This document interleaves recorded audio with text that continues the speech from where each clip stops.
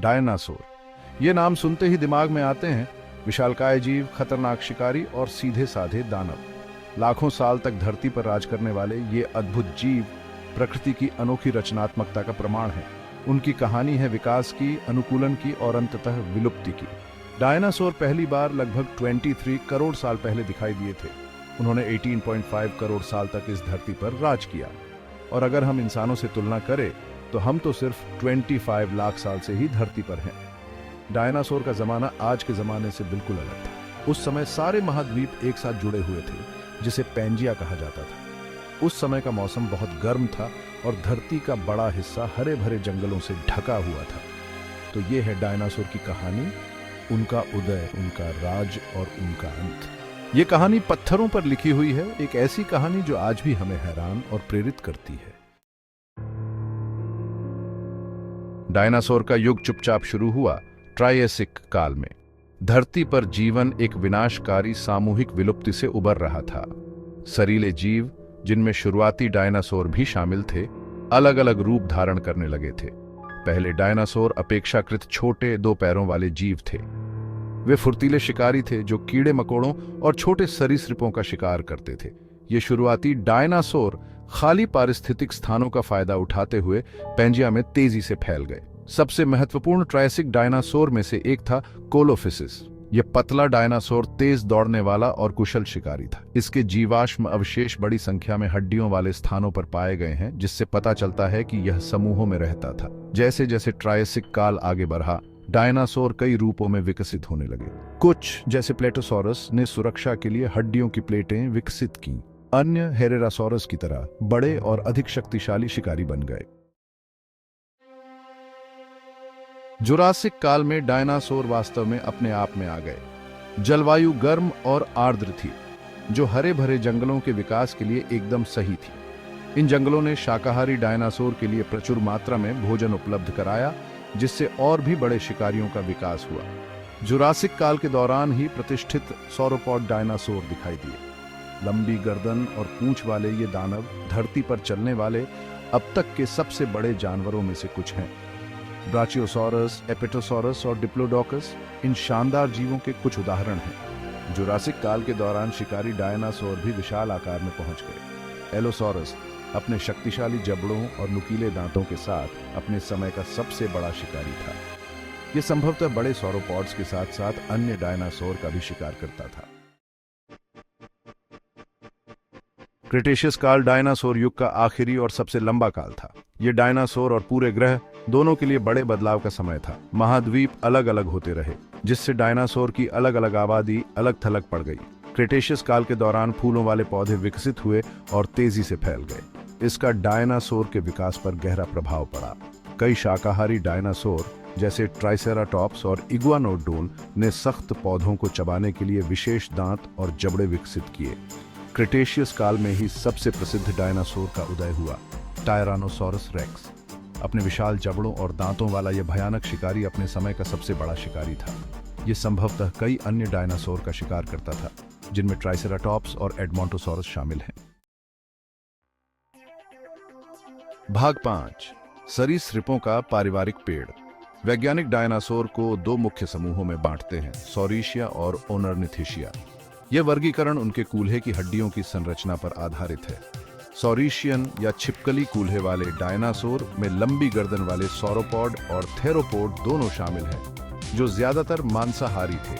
Theropod 2 पैरों पर चलते थे और इनमें टायरानोसॉरस रेक्स और वेलोसिरैप्टर जैसे प्रतिष्ठित शिकारी शामिल थे। ओनर्निथिशियन या पक्षी कूल्हे वाले डायनासोर एक विविध समूह थे, जिनमें स्टेगोसॉरस जैसे बख्तरबंद डायनासोर, ट्राइसेराटॉप्स जैसे सींग वाले डायनासोर और प्रासोरोलोफस जैसे बत्तख चोंच वाले डायनासोर शामिल थे। अपने नाम के बावजूद ओनर्निथिशियन पक्षियों के प्रत्यक्ष पूर्वज नहीं हैं। इन समूहों को समझने से हमें डायनासोर के विकास की विविधता और विभिन्न पारिस्थितिक स्थानों के अनुकूल कैसे हुए, इसकी सराहना करने में मदद मिलती है। भाग 6, शिकारी और शिकार। डायनासोर की दुनिया अस्तित्व के लिए एक निरंतर संघर्ष थी। शाकाहारी डायनासोर ने शिकारियों से खुद को बचाने के लिए कई तरह के बचाव विकसित किए। कुछ, जैसे स्टेगोसॉरस के पास हड्डियों की प्लेटें और रियरा की हड्डियां थीं। अन्य, जैसे ट्राइसेराटॉप्स के सींग और फ्रिल थे। बदले में शिकारी डायनासोर इन बचावों को दूर करने के लिए विकसित हुए। उदाहरण के लिए टायरानोसॉरस रेक्स में काटने की भारी शक्ति थी जो हड्डियों को कुचल सकती थी। दूसरी ओर वेलोसिरैप्टर बड़े शिकार को नीचे गिराने के लिए अपनी बुद्धिमत्ता और फुर्ती का उपयोग करके समूहों में शिकार करता था। शिकारी और शिकार के बीच संबंध एक निरंतर विकासवादी हथियारों की दौड़ थी, जिसने लाखों वर्षों तक डायनासोर के विकास को आकार दिया। भाग 7, एक दुनिया का पलट जाना। लगभग 6 करोड़ 60 लाख साल पहले डायनासोर का शासन नाटकीय रूप से समाप्त हो गया। अनुमानतः लगभग 6 मील चौड़ा एक विशाल क्षुद्रग्रह पृथ्वी पर उस जगह जा गिरा जो अब मेक्सिको में युकाटन प्रायद्वीप है। इस टक्कर से विनाशकारी घटनाओं की एक श्रृंखला शुरू हुई जिसने ग्रह को तबाह कर दिया। इस टक्कर से भारी मात्रा में ऊर्जा निकली जो लाखों परमाणु बमों के बराबर थी।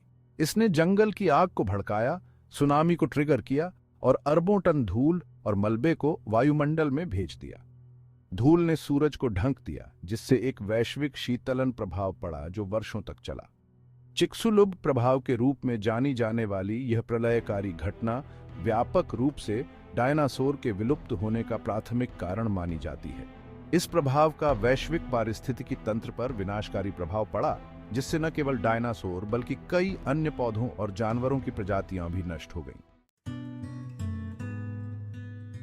भाग 8, पत्थरों में छिपे संदेश। जीवाश्म प्राचीन जीवन के संरक्षित अवशेष या निशान हैं। वे हमें अतीत में एक अनोखी खिड़की प्रदान करते हैं जिससे हम पृथ्वी पर जीवन के इतिहास को एक साथ जोड़ सकते हैं। डायनासोर के जीवाश्म विशेष रूप से सदियों से हमारी कल्पनाओं को मोहित करते रहे हैं, जो खोई हुई दुनिया की आकर्षक झलकियां पेश करते हैं। जीवाश्म हमें डायनासोर के बारे में बहुत कुछ बता सकते हैं। उनकी हड्डियों से हम उनके आकार, बनावट और उनके चलने के तरीके के बारे में जान सकते हैं। उनके दांत उनके आहार का पता चलता है और उनके पैरों के निशान उनके व्यवहार के बारे में सुराग प्रदान करते हैं। कुछ मामलों में हमें जीवाश्म त्वचा, पंख और आंतरिक अंग भी मिलते हैं जो उनके जीव बायोलॉजी में और भी अधिक अंतर्दृष्टि प्रदान करते हैं। जीवाश्म की खोज आज भी जारी है जो इन आकर्षक जीवों और उस दुनिया के बारे में हमारे ज्ञान को लगातार बढ़ा रही है जिसमें वे रहते थे। भाग 9, रहस्यों का खुलासा। डायनासोर का अध्ययन लगातार विकसित हो रहा है। हर समय नई खोजें की जा रही हैं जो इन प्राचीन जीवों के बारे में हमारी समझ को चुनौती देती हैं और नए प्रश्न खड़े करती हैं। जीवाश्म विज्ञानियों ने जीवाश्मों का अधिक से अधिक विस्तार से विश्लेषण करने के लिए अत्याधुनिक तकनीक का उपयोग करते हैं, जिससे उन रहस्यों का पता चलता है जो कभी पत्थर के भीतर छिपे हुए थे। हम डायनासोर के व्यवहार, जैसे उनके सामाजिक संपर्क, संभोग की रस्में और पालन पोषण की रणनीतियों के बारे में अधिक सीख रहे हैं। इमेजिंग तकनीक में प्रगति हमें जीवाश्म हड्डियों के अंदर झांकने की अनुमति देती है, उनके कंकालों की जटिल संरचना का खुलासा करती है और उनके विकास दर और चयापचय के बारे में सुराग प्रदान करती है। डायनासोर का अध्ययन खोज की यात्रा है, खोई हुई दुनिया के रहस्यों को उजागर करने की खोज है। प्रत्येक नया जीवाश्म हमें इन शानदार जीवों और जीवन के भव्यता, टेपेस्ट्री ऐत्र में उनके स्थान को समझने के करीब लाता है। भाग 10, डायनासोर और हम। डायनासोर विलुप्त हो सकते हैं, लेकिन उनकी विरासत जीवित है। वे हमें मोहित और प्रेरित करते रहते हैं, प्राकृतिक दुनिया और उसमें हमारे स्थान के बारे में हमारी जिज्ञासा को जगाते हैं। डायनासोर का अध्ययन करने से हमें पृथ्वी पर जीवन के इतिहास और हमारे ग्रह को आकार देने वाली ताकतों को समझने में मदद मिलती है। डायनासोर का विलुप्त होना प्रकृति की शक्ति और जीवन की नाजुकता की एक कठोर याद दिलाता है।